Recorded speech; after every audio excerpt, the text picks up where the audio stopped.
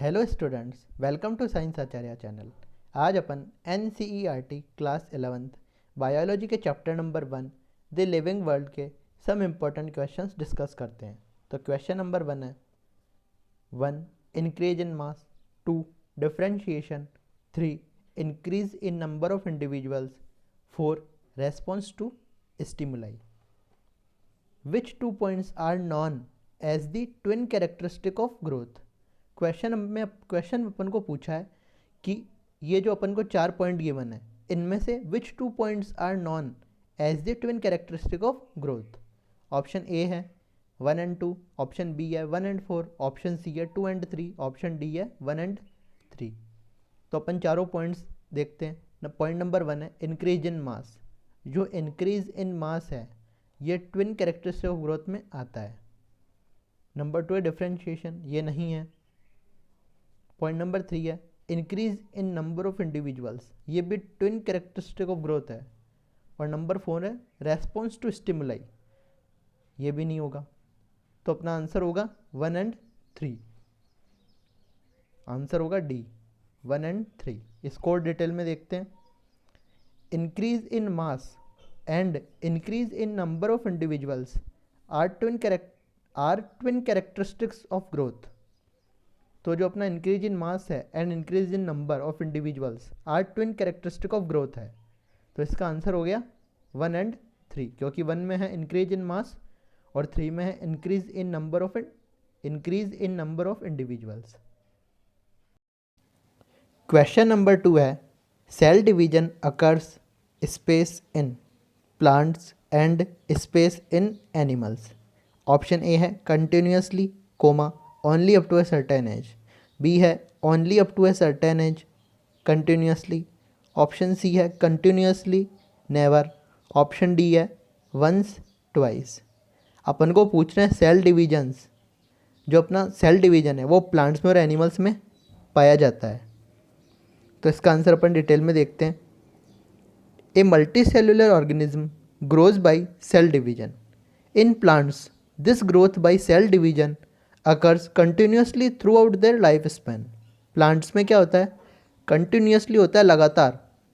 Through out their life span, जीवन पर्यंत लगातार होता रहता है। In animals this growth is seen only up to a certain age. और क्वेश्चन में अपन को पूछा है cell division occurs space in plants, तो प्लांट्स में क्या होगा? In plants this growth by cell division occurs continuously throughout their life span. तो कंटिन्यूसली ऑप्शन ए में भी है और ऑप्शन सी में भी है, तो ए या सी में से आंसर होगा। अब देखते हैं एनिमल्स में। तो in animals this growth is seen only up to a certain age. तो जो एनिमल्स है उनमें होगा only up to a certain age, ये सिर्फ ऑप्शन ए में है। तो इसका आंसर होगा A. Cell division occurs continuously in plants and only up to a certain age in animals, क्योंकि a multicellular organism grows by cell division. In plants, this growth by cell division occurs continuously throughout their lifespan. Or in animals, this growth is only up to a certain age.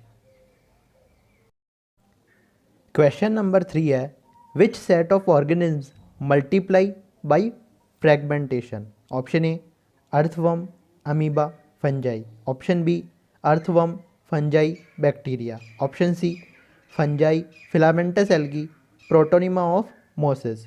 D है amoeba, hydra, bacteria. तो इसका answer होगा C fungi, filamentous algae and protonema of mosses. Question में अपन को पूछा which set of organism multiply by fragmentation, तो fungi, filamentous algae, protonema of mosses. The fungi, the filamentous algae, the protonema of mosses all easily multiply by fragmentation। तो इसका answer हो गया सी। Question number 4 है Mayr's biological concepts of species is mainly based on. Option A morphological traits, option B reproductive isolation, option C modes of reproduction, D morphology and reproduction. तो question में अपन को पूछा है Mayr's biological concepts of species is mainly based on, तो इसका answer होगा B reproductive isolation.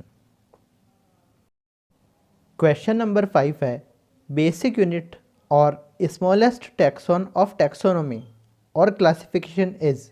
Option A species, B kingdom, C family, D variety.